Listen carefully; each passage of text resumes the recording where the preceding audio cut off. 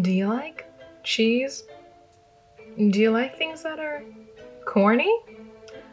No, I'm not talking about food. Today, we are going to be talking about a new show I discovered that is cheesy, corny, funny, weird, quirky, and all things combined into one pretty funny sitcom.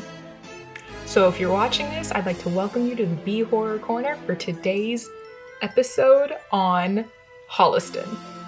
So Holliston tells the story of two aspiring horror filmmakers named Adam and Joe, and it's all about the quirky antics and situations that they and their two girlfriends get into. So while I'm making this video, I've actually only seen the first 3 episodes, but I already liked it enough to want to talk about it on here because I hadn't heard of it, and if it's been out since 2012, I'm assuming I'm not the only one that hasn't heard of it or hasn't seen it. So here is the platform we are going to discuss it on. I promise to keep today's video short, sweet, wholesome, and to the point. So hopefully this is all under 5 minutes and you're able to just get the gist of it, and you can actually go and watch this show on Shudder if you have an account there. I believe it used to be on Hulu. I'm not sure if it's there anymore or not. Now, for all my friends that hate horror, don't like anything creepy, gory, crawly, any of that, this is the show for you. They don't include anything like that. It's actually purely just a sitcom, really, and every once in a while they throw in fun effects like that, where they'll have like a cut and some blood coming out, or someone will puke, like these. You're bad at sex. You're bad. Bad. You're bad at sex.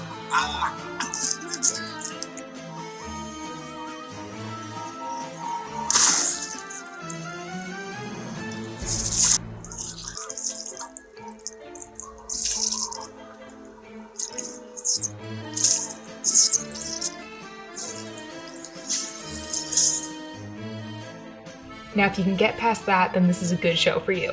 So the first episode is called The Hooker. Basically, one of the main guys, his ex-childhood sweetheart, comes back to town and he's still in love with her. And to try and show her that he's all cool and still got it or whatever, he hires a hooker to play his girlfriend on a dinner date. Nobody's gonna know. They're gonna know. How would they know? This episode really sets up sort of how the dynamic is for the rest of it.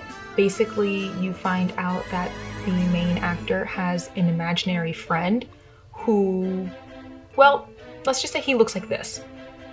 Hooker? What? How much is a hooker for like a 2-hour date? $225. $250 for role playing. That was quick.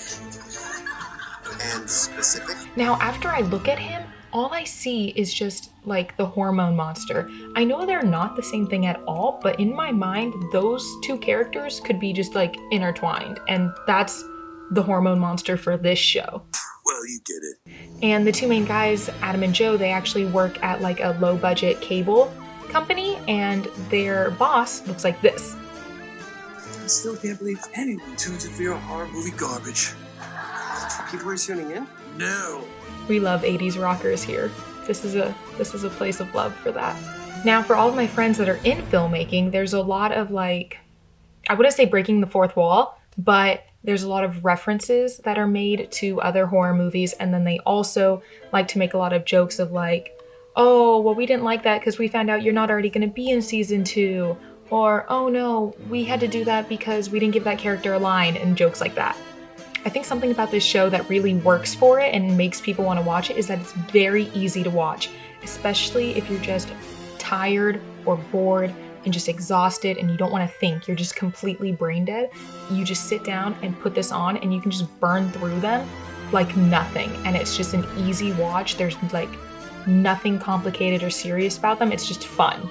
And not only is this just kind of a small show that's actually based around the real life story of Adam Green, who writes and directs almost every single episode, but they've included a ton of special guests to sort of just surprise you and keep you interested. I haven't gotten to any yet, but they have Tony Todd come in from Candyman. They have Seth Green come in, who in my heart right now, he's just going to be Oz from Buffy forever, and I love it.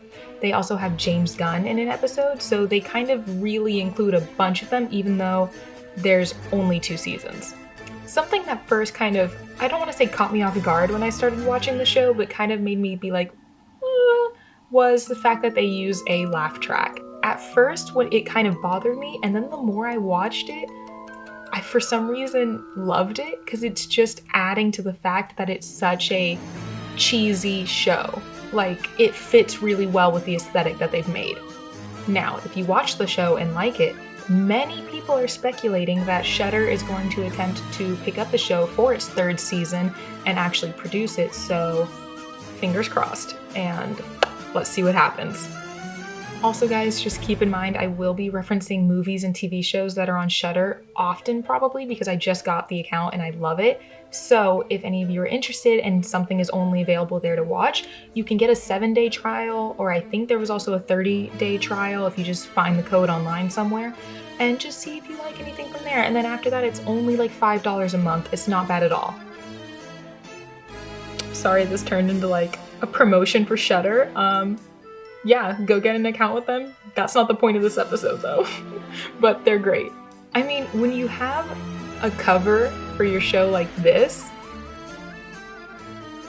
like, I already love it. It's already so stupid and fun, like just right off the bat. And if you guys have any recommendations or want me to watch something and talk about it or rate it or something, whatever, just let me know. You can text me, because I'm sure most of you watching this literally know me. You can text me or you can just comment it below and I will do my best to watch it and review it. So that is it for today. Until next time, thank you for watching the B Horror Corner.